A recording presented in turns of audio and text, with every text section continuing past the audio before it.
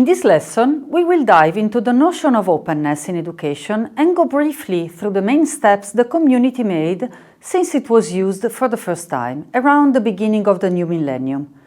The notion of openness in education has undergone continuous evolution, adapting to the changing education landscape. Presently, the term open in education primarily aligns with technological advancement that have fostered its current developmental trajectory. However, it is intricately linked to a social, cultural, and economic phenomenon that transcends institutional and national boundaries. To set the scene, let's start by reusing a resource created by Julia Forsyth a few years ago to show the basics of OER in a few words. And I will take the opportunity, while you look at it, to share some basics. If you look at the right first, you see education is sharing, followed by the 5 R's that characterize the permissions granted by the open licenses: retain, reuse, revise, remix, redistribute. Thanks to these powerful actions, OER can transform access to knowledge, allowing students to experience the same or even better learning experiences. But what is OER? The term Open Educational Resources was first introduced at UNESCO's Forum on Open Courseware in 2002, highlighting MIT's initiative to publicly share educational resources through MIT OpenCourseware.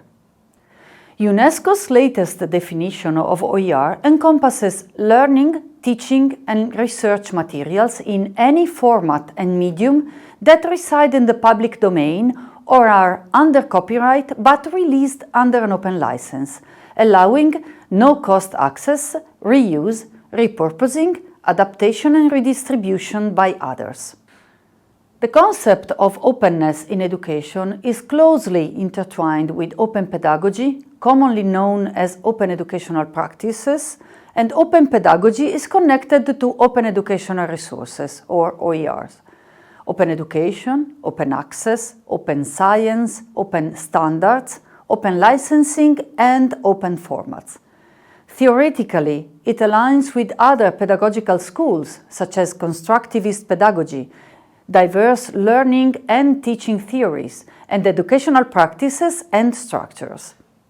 To implement effective open policies in higher education, various factors must be considered. Institutions, organizations, and networks have been very active in designing and sharing frameworks and guidelines, openly available, to explore the how-tos.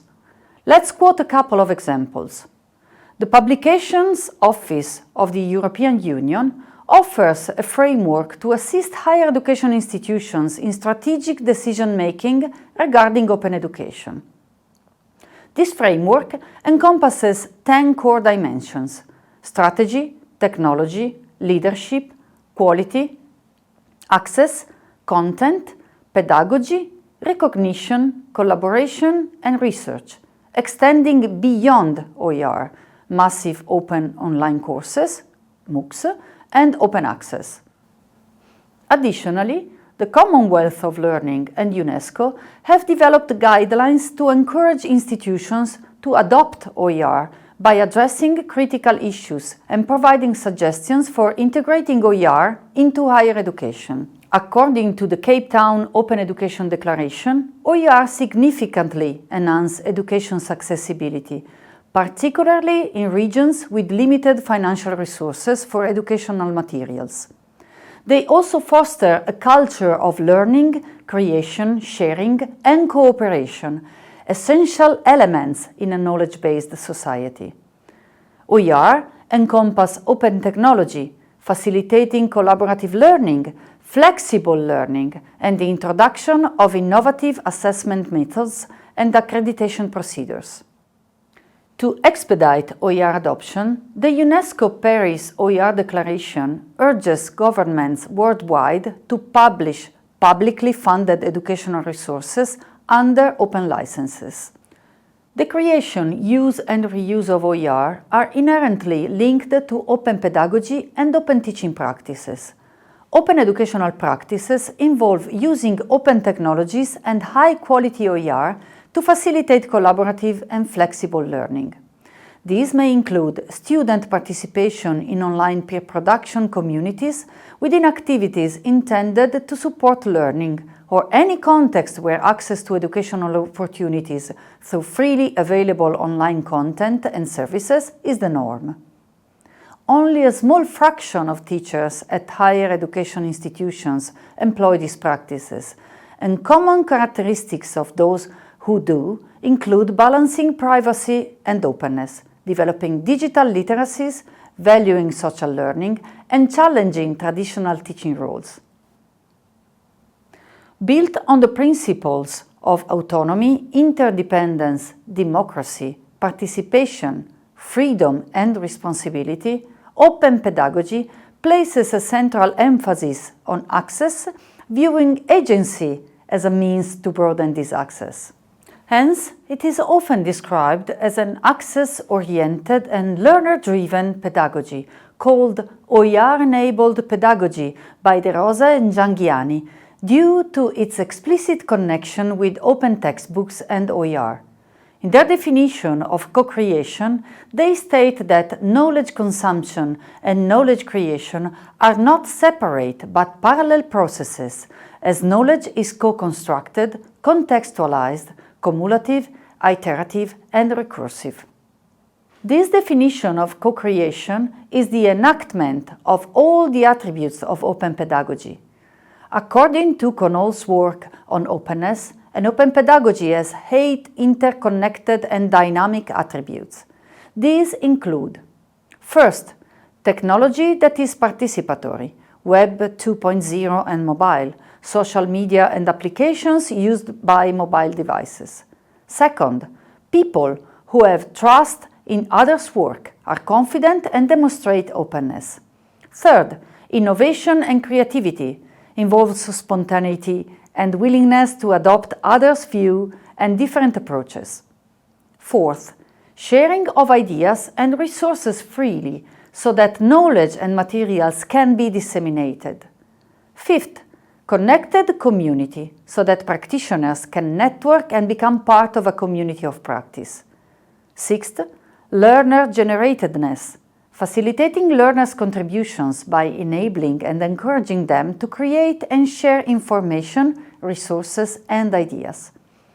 Seventh, opportunities for reflective practice, initiated by participation in critical analysis of practices, professional learning, and connection with others' perspectives. And eighth, peer review, the open critique of others' work and scholarship.